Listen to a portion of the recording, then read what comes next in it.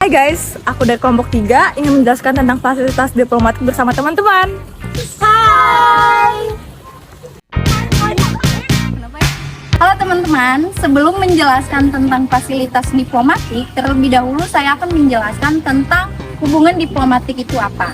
Hubungan diplomatik itu merupakan hubungan yang dijalankan antara satu negara dengan negara lainnya guna memenuhi kebutuhan masing-masing pihak. Hubungan diplomatik juga berguna untuk melaporkan keadaan dan perkembangan terkait suatu negara yang menjalin hubungan diplomatik. Beberapa hal yang harus ada dalam menjalin hubungan diplomatik yaitu adanya kesepakatan antara kedua belah pihak dan menjalin hubungan atas dasar hukum. Nah, tadi sudah dijelaskan oleh teman saya mengenai apa itu hubungan diplomatik. Sekarang saya akan menjelaskan mengenai hak-hak dan kekebalan dari hubungan diplomatik sendiri. Hubungan diplomatik yang dilaksanakan akan memberikan hak khusus seperti hak kekebalan serta hak keistimewaan dengan tujuan misi diplomatik dapat berjalan dengan lancar sesuai harapan negara pengirim. Sebagai perwakilan diplomatik harus berhati-hati dalam mengambil tindakan dalam menjalankan fungsinya. Tidak hanya itu, diplomat juga harus memperhatikan tindakannya agar tidak bertentangan dengan hukum negara penerima, serta menjaga nama baik negara pengirimnya dan menjalankan fungsinya sebagai diplomat. Dalam melakukan diplomatik, terdapat tugas-tugas yang harus dilaksanakan. Pertama, mewakili negara pengirim. Kedua, melindungi kepentingan negara dan warga negara di negara penerima. Kemudian melakukan negosiasi. Selanjutnya ada melakukan perkembangan dan keadaan di negara penerima. Dan terakhir ada diplomat harus menjaga persahabatan serta melakukan kerjasama di bidang ekonomi, budaya, dan ilmu pengetahuan.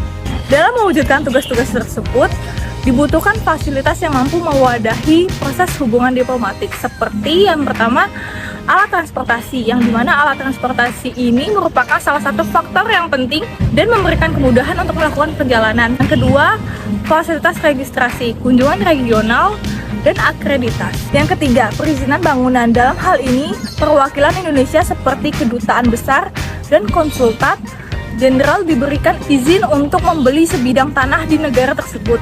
Yang keempat, senjata api dan frekuensi radio. Jadi yang kelima itu ada konsul kehormatan. Setiap pembukaan kantor konsul kehormatan dapat dilakukan setelah konsul kehormatan negara pengirim sudah mendapatkan persetujuan dari pemerintah Republik Indonesia dan mendapatkan eksekutor. Yang keenam itu ada pelayanan fasilitas barang yang dibagi menjadi 3. Yang pertama itu ada impor barang. Impor barang mengenai PNA baik kantor maupun pribadi dapat mengajukan permohonan impor barang. Yang kedua itu ada ekspor barang. PNA baik kantor maupun pribadi dapat mengajukan permohonan ekspor barang melalui Kemlu. Yang terakhir itu ada pembuatan dan perpanjangan kartu kendali. Kartu kendali digunakan oleh PNA untuk membeli alkohol di toko bebas bea atau duty free shop yang telah ditunjuk. Yang ketujuh itu pelayanan rekomendasi pas bandara tahunan. Jadi dalam hal ini diplomat memiliki fasilitas kartu pas bandara yang mana kartu ini sebagai tanda izin masuk daerah terbatas pada area bandara. 8 itu ada pelayanan penerbitan ID card. Jadi ID card yang diberikan oleh Kemlu RI kepada pejabat atau staf tertentu di perwakilan negara asing dan organisasi internasional di Indonesia sebagai ganti paspor dari awal pemberian hak-hak istimewa dan kekebalan. Oke, masuk ke poin ke-9 yaitu adanya penerbitan surat permohonan kunjungan ke daerah. Biasanya para pejabat dan organisasi internasional mendapatkan surat permohonan ini ke Kementerian Luar Negeri. Untuk poin ke-10 adanya fasilitas pelayanan kendaraan bermotor, di mana dalam fasilitas ini terdapat subpoinnya lagi. Yang pertama adanya pelayanan bebas bea masuk dan pajak. Hal ini direkomendasikan langsung dari Kementerian Luar Negeri.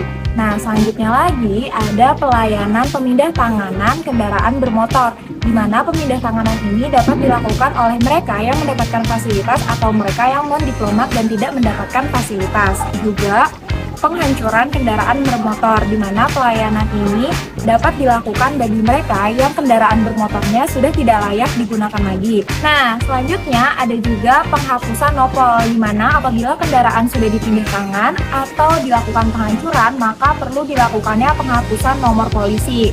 Di poin selanjutnya juga ada perpanjangan nomor polisi, di mana apabila seorang pejabat memiliki kendaraan pribadi, maka perpanjangan nomor polisinya dapat dilakukan dalam kurun waktu 2 tahun, dan apabila itu kendaraan milik kantor, dapat dilakukan dalam kurun 3 tahun. Masuk ke poin berikutnya, ada pelayanan izin pembelian kendaraan bermotor. Biasanya surat ini diperlukan apabila seorang pejabat ingin membeli suatu kendaraan bermotor.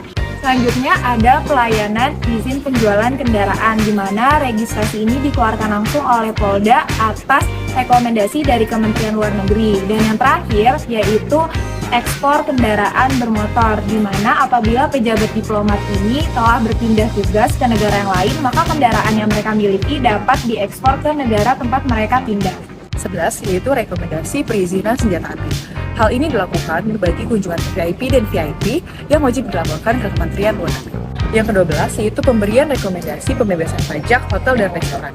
Fasilitas diplomasi memberikan rekomendasi terkait pembebasan PHR, namun keputusan ada di masing-masing pemerintah daerah sesuai dengan peraturan daerah yang berlaku di masing-masing provinsi di Indonesia. 13. Pemberian rekomendasi pembebasan pajak pertambahan nilai atau PPN dibuka. Pembebasan pajak dibuka hanya dapat diajukan apabila tanggal pengajuan dilakukan sebelum periode transaksi yang diminta pembebasannya atau selama periode berjalan pengajuan pembebasan tersebut. 14. Pemberian rekomendasi pembebasan pajak pertambahan nilai. Permohonan pengembalian pajak dapat diajukan maksimal 1 tahun setelah tanggal transaksi permohonan. Transaksi yang lebih dari 1 tahun akan dipertimbangkan sesuai asas resiprositas oleh Kementerian Luar Negeri. Restitusi PPN dapat diajukan ketika perwakilan negara asing atau PNA sudah membayar PPN